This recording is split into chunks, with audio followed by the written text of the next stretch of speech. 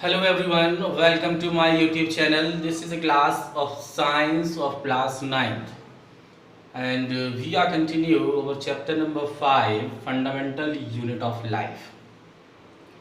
In the previous video we were talking about the different types of cell organelles. Cell organelles are what? Cell organelles are the organs of the cell, or in other words these are the parts of the cell. या तो organs का कह दीजिए या कह दीजिए कि ये सेल का एक तरीके का पार्ट होते हैं जो उसके अंदर मौजूद रहते हैं, which perform the some important functions for the cell, जो एक सेल के लिए बहुत ही महत्वपूर्ण फंक्शन परफॉर्म करते हैं, सेल ऑर्गेनल्स के नाम से जाने जाते हैं, जिसके बारे में हम लोग कुछ पढ़ भी चुके हैं कुछ सेल ऑर्गेनल्स के बारे में। और अगला जो सेल ऑर्गेनल हमारे पास आता है वो है सेंट्रोसोम एंड सेंट्रियोल्स। नंबर 5 है ये, नंबर 4 हमने पढ़ा था माइटोकॉन्ड्रिया, अब ये नंबर 5 है centrosome and centrioles. Centrioles, centrosome is also a cell organelle, ये भी एक सेल ऑर्गेनल है। And the centrosome is found only in eukaryotic animal cell. ये found in eukaryotic animal cell, animal cells के अंदर ये पाए जाते हैं। और यूकैरियोटिक सेल्स वो होते हैं which have a well defined nucleus। Eukaryotic cells वो सेल्स होते हैं जिसके अंदर न्यूक्लियस जो है वेल डिफाइंड मौजूद होता है। और एक तरीके से ये सेंट्रोसोम है वो यूकैरियोटिक सेल्स यानी एनिमल सेल्स के अंदर ही ये पाए जाते हैं, प्लांट सेल्स के अंदर ये नहीं होते।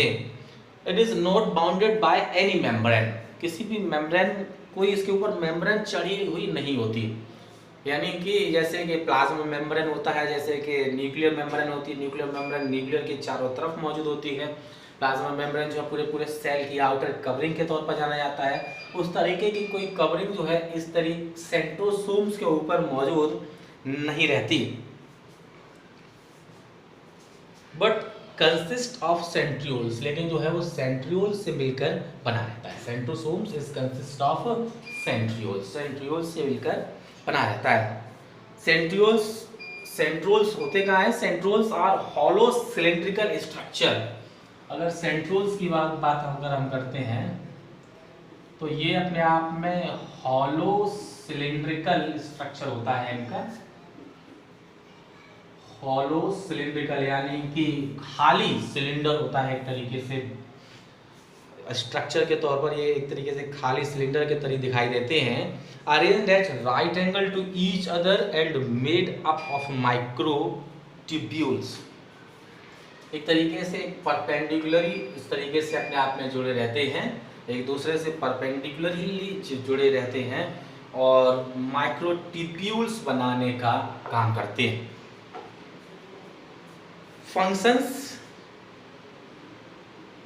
फंक्शंस क्या हैं इनके? अब फंक्शंस की अगर हम बात करते हैं, फंक्शंस काम क्या क्या है इनका, फंक्शन के तौर पर अगर कहें and centrioles help in cell division, इस सेंट्रियोल्स का काम जो है, centrioles helps in cell division,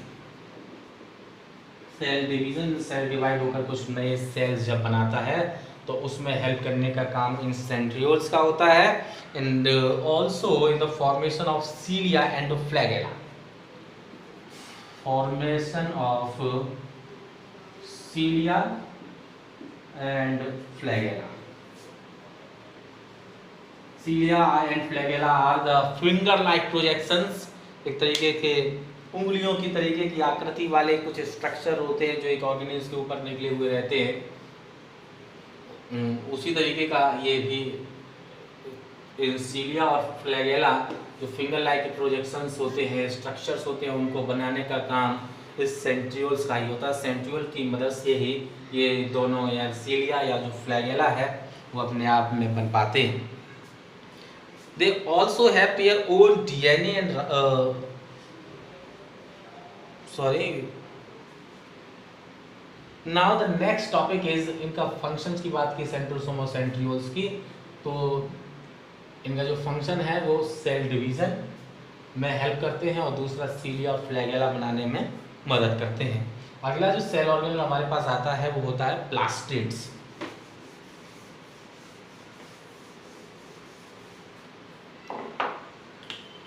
plastids, अब प्लास्टिड्स क्या होते हैं? Plastids are present in most of the plant cells and absent in animal cell. It is present in most of plant cell. ज्यादातर प्लांट सेल्स के अंदर ये मौजूद होता है, but absent in animal cell. लेकिन एनिमल सेल के अंदर ये मौजूद नहीं होते, प्लांट सेल के अंदर मौजूद रहता है।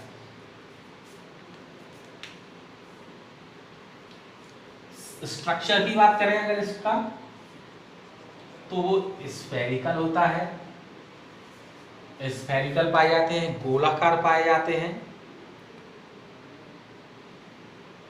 डबल मेम्ब्रेन बाउंड ऑर्गेनल है, डबल मेम्ब्रेन बाउंड ऑर्गेनल होता है ये। डबल मेम्ब्रेन बाउंड का क्या मतलब हुआ? जिस तरीके से माइटोकॉन्ड्रिया था हमारा, माइटोकॉन्ड्रिया के अंदर हमने देखा था उसके अंदर दो लेयर मौजूद होती हैं, दो मेम्ब्रेन होती हैं, एक इनर और एक आउटर।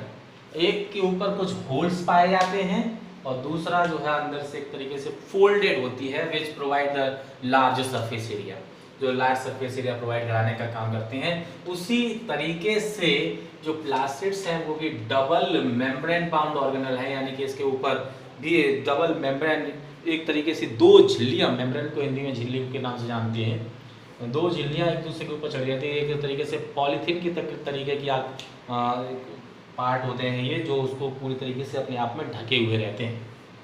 तो डबल मेम्ब्रेन जो है उसके ऊपर चढ़ी हुई रहती है प्लास्टिड्स के ऊपर। They also have their own DNA and ribosomes. जिस तरीके से माइटोकॉन्ड्रिया के अंदर हमने जाना था कि उसका खुद का डीएनए और राइबोसोम्स होता है, उस तरीके से ये भी have own DNA, deoxyribonucleic acid, इनका भी अपना खुद का डीएनए होता है, and ribosomes are also present, और खुद के ही राइबोसोम्स भी इसके अंदर मौजूद होते हैं। डीएनए और राइबोसोम्स इसके अंदर मौजूद होते हैं, जहाँ जिसके कारण प्रोटीन सिंथेसाइज का काम लगातार चलता रहता है। प्लास्टिड्स जो है वो तीन तरीके के होते हैं। प्लास्टिड्स को हम तीन फॉर्म में बांटा गया है। अब कौन कौन से हैं?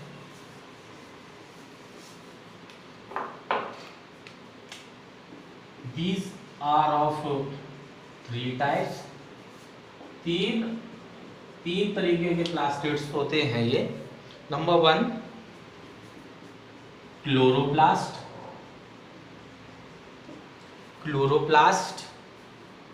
Number 2 chromoplast, and number 3 leucoplast. ये तीन तरीके के प्लास्टिड्स होते हैं, क्लोरोप्लास्ट, क्रोमोप्लास्ट और ल्यूकोप्लास्ट। अब ये होते क्या क्या हैं? अगर हम क्रोमोप्लास्ट की अगर हम बात करें कि क्रोमोप्लास्ट क्या होते हैं, these are the green coloured plastids. ये ग्रीन कलर के होते हैं, ग्रीन कलर प्लास्टिड्स हैं। ये जो है वो ग्रीन कलर प्लास्टिड्स होते हैं, कंटेनिंग क्लोरोफिल, जिनके अंदर क्लोरोफिल मौजूद होता है, क्लोरोफिल इनके अंदर मौजूद होता है। Chloroplast are the green colour plastids which contain chlorophyll, जिसके अंदर क्लोरोफिल मौजूद रहता है। Chloroplast aid in the manufacture food by the process of photosynthesis, और फोटोसिंथेसिस प्रोसेस में ये अपनी अहम भूमिका निभाने का काम करते हैं। फोटोसिंथेसिस प्रोसेस के दौरान जब पौधे अपना खाना बना रहे होते हैं तो वो क्लोरोफिल का इस्तेमाल करते हैं, और ये जो क्लोरोफिल उनके द्वारा इस्तेमाल की जाती है वो इस क्लोरोप्लास्ट के अंदर ही मौजूद रहती है। अब बात करते हैं क्रोमोप्लास्ट की। These are the colourful plastids. अगर इसके बारे में कहें तो दीज आर कलरफुल प्लास्टिड्स। रंगीन प्लास्टिड्स के तौर पर इनको जाना जाता है। रंगीन प्लास्टिड्स होते हैं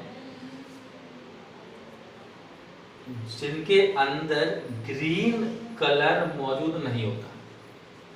बाकी के रंग मौजूद होंगे लेकिन ग्रीन कलर इनके अंदर मौजूद नहीं रहता। ग्रीन कलर जो मौजूद होता है वो क्लोरोप्लास्ट के अंदर मौजूद होता है। तीसरे तरीके के जो होते हैं वो हैं these are colourless. Colourless plastids हैं, यानी कि ये ऐसे प्लास्टिड्स हैं जिसका कोई अपने आप में रंग नहीं होता। फिर दूसरे वाले ऐसे हैं जो कलरफुल होते हैं लेकिन उसके अंदर ग्रीन मौजूद नहीं रहता। और क्लोरोप्लास्ट वो प्लास्टिड्स हैं जिसके अंदर क्लोरोफिल मौजूद होता है, यानी कि ग्रीन कलर का एक लिक्विड मौजूद होता है जिसको हम क्लोरोफिल के नाम से जानते हैं। And that helps in the photosynthesis in the plants, जो कि फोटोसिंथेसिस प्रोसेस जो प्लांट्स के द्वारा किया जाता है उसमें अपना पूरा एक इम्पोर्टेंट रोल प्ले करते हैं। इन्हीं के कारण फोटोसिंथेसिस प्रोसेस वहाँ पर हो पाता है। अब इनके देखते हैं फंक्शंस क्या क्या हैं। प्लास्टिड्स का जो है फंक्शन क्या है।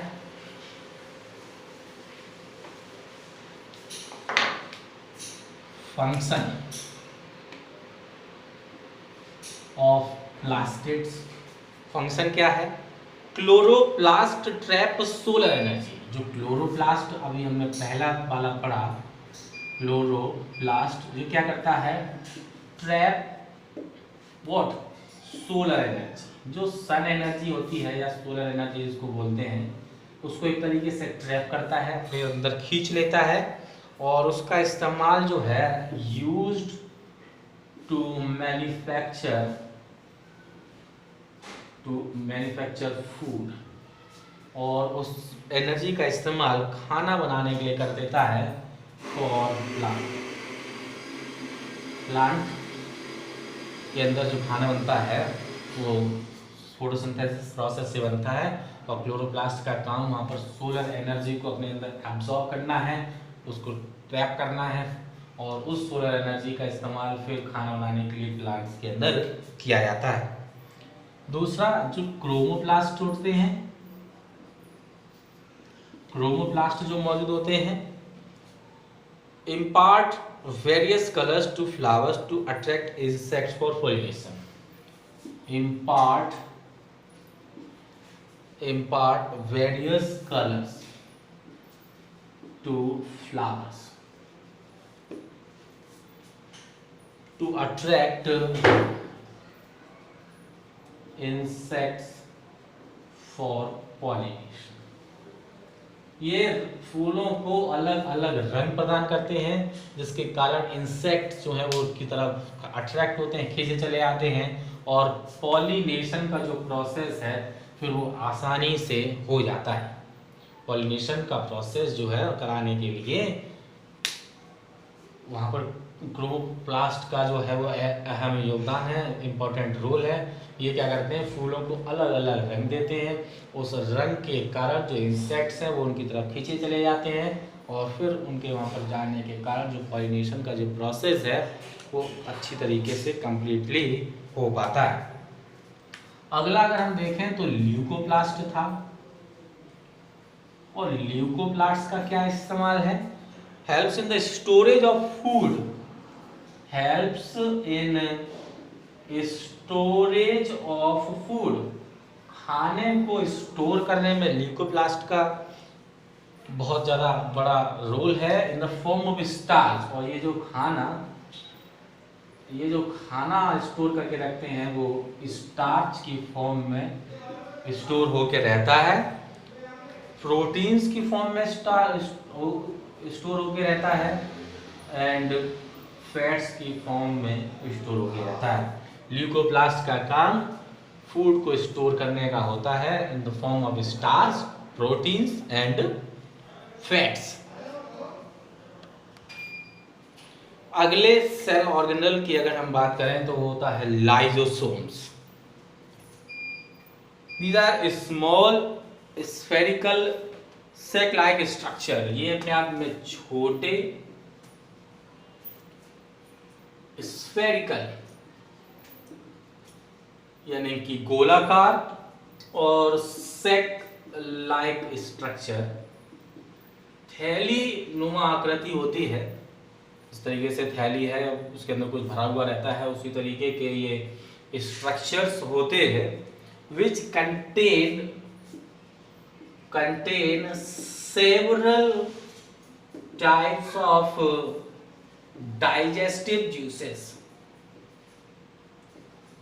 जिसके अंदर कुछ तरीके के डाइजेस्टिव जूसेस जो हैं, या इसको कहें कि एंजाइम्स, जूसेस कहा जाए या एंजाइम्स कहा जाए, वो इसके अंदर मौजूद रहते हैं।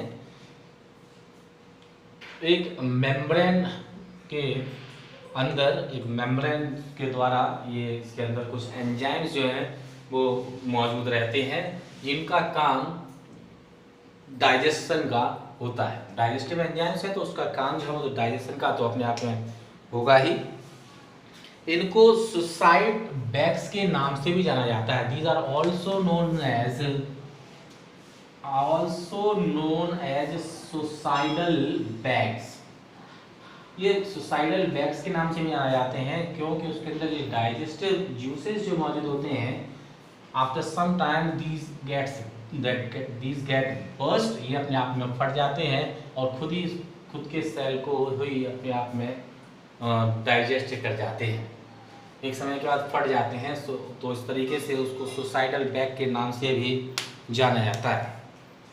खुद के सेल को ये अपने आप में डाइजेस्ट कर जाते हैं।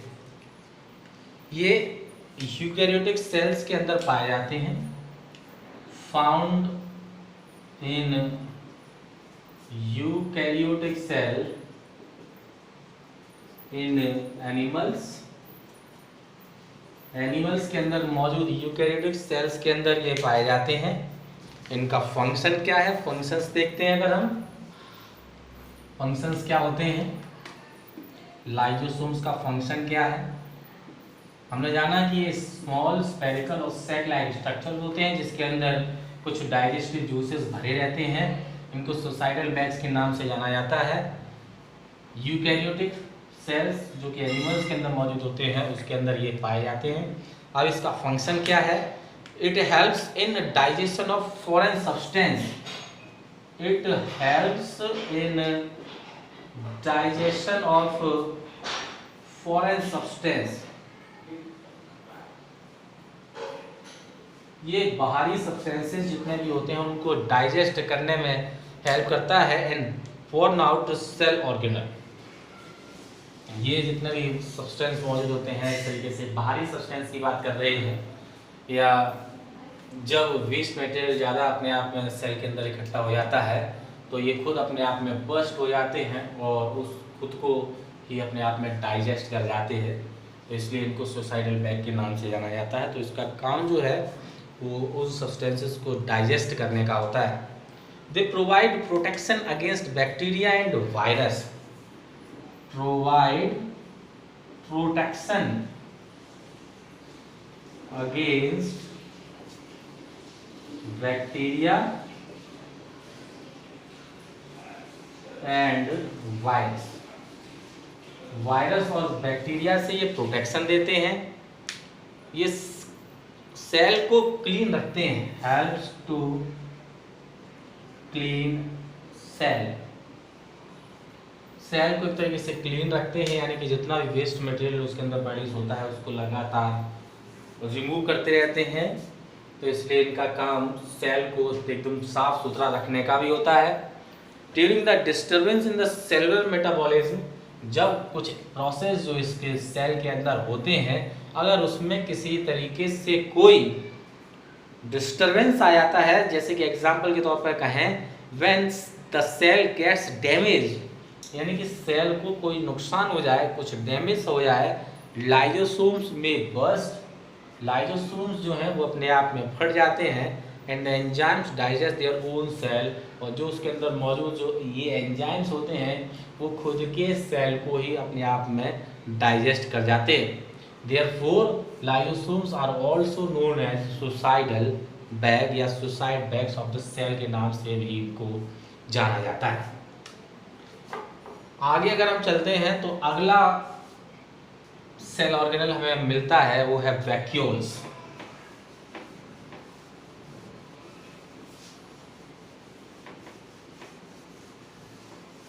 Number 8 vacuoles.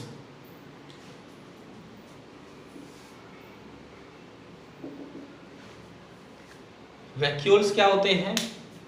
Vacuoles are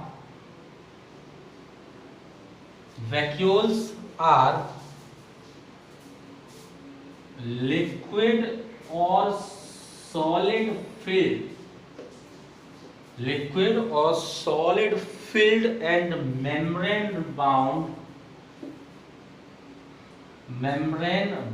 cell organelle है ये, यानी कि इसके ऊपर भी एक मेम्ब्रेन चढ़ी हुई होती है और ये वो ऑर्गेनल्स हैं जिसके अंदर कुछ ना कुछ लिक्विड्स या सॉलिड सब्सटेंस इसके अंदर भरा हुआ रहता है। इस तरीके से मैंने आपको कल भी बताया होगा कि जिस तरीके से जलने पर स्किन के ऊपर एक जो तरीके से छाले पड़ जाते हैं और छाले के अंदर एक तरीके का लिक्विड भरा हुआ होता है, उसी तरीके की ये भी आकृति हमें दिखाई देती है। एक जो तरीके के सेल होते हैं उसके अंदर ये काफ़ी ज़्यादा एरिया घेरे हुए होती है, लगभग 90 से 95% तक एरिया उस सेल का पूरा वैक्यूल्स के द्वारा कवर किया गया होता है, और किसी के अंदर ये जो है वो अपने आप में बहुत ज़्यादा छोटे पाए जाते हैं।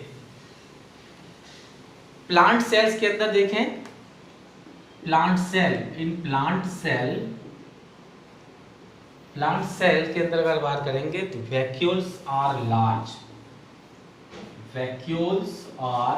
जैसा कि मैंने अभी बताया, लगभग 90 से 95%, 90 to 95% are covered of the cell.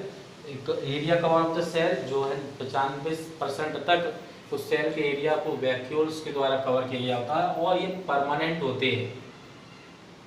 Plant cells के अंदर ये लार्ज होते हैं और ये अपने आप में परमानेंट होते हैं। लेकिन अगर हम बात करेंगे एनिमल सेल की, in animal cell vacuoles are small. ये अपने आप में एनिमल सेल के अंदर स्मॉल होते हैं, छोटे होते हैं और साथ ही साथ टेम्परेरी हैं, यानी कि कुछ ही समय तक होते हैं, परमानेंट नहीं है। लेकिन प्लांट सेल्स के अंदर ये एक तरीके के परमानेंट पाए जाते हैं। In mature plant cell it occupies 90% space of the cell volume. जैसा मैंने अभी आपको बताया, प्लांट सेल का 95% जो पार्ट है, 90 to 95% जो पार्ट है, 95% पार्ट को ये जो है वो कवर किए हुए होते हैं, कवर बाय वैक्यूल्स। 90% पार्ट जो है वो प्लांट सेल का वैक्यूल्स के द्वारा कवर किया गया होता है। ड्यू टू इट्स साइज, इसके साइज के कारण बाकी के जो सेल ऑर्गेनल्स होते हैं इंक्लूडिंग न्यूक्लियस को मिलाकर shift towards the plasma membrane. जी, इसका साइज इतना बड़ा होता है जिसके कारण बाकी के जितने सेल ऑर्गेनल्स होते हैं जिसके अंदर न्यूक्लियस भी होता है वो प्लाज्मा मेम्ब्रेन की तरफ लगातार शिफ्ट होता रहता है, क्योंकि ज़्यादातर एरिया जो है, ज़्यादातर जैसे मान लेते हैं ये सेल है तो उसका ज़्यादातर एरिया तो कवर किया गया है वैक्यूल्स के द्वारा, तो बाकी के जो सेल ऑर्गेनल्स होते हैं वो सेल और इस मेम्ब्रेन की तरफ, प्लाज्मा मेम्ब्रेन की तरफ लगातार शिफ्ट होते रहते हैं या बाहरी तरफ पाए जाते हैं, किनारे पर पाए जाते हैं। फंक्शन क्या है वैक्यूल्स का? फंक्शन क्या होता है वो देखते हैं।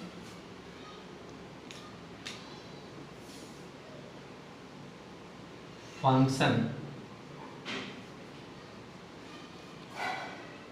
maintain the osmotic pressure in a cell, maintain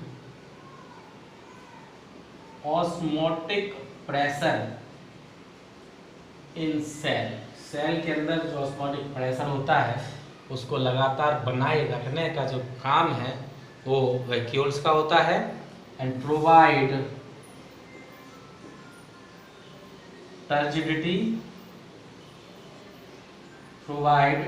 turgidity and rigidity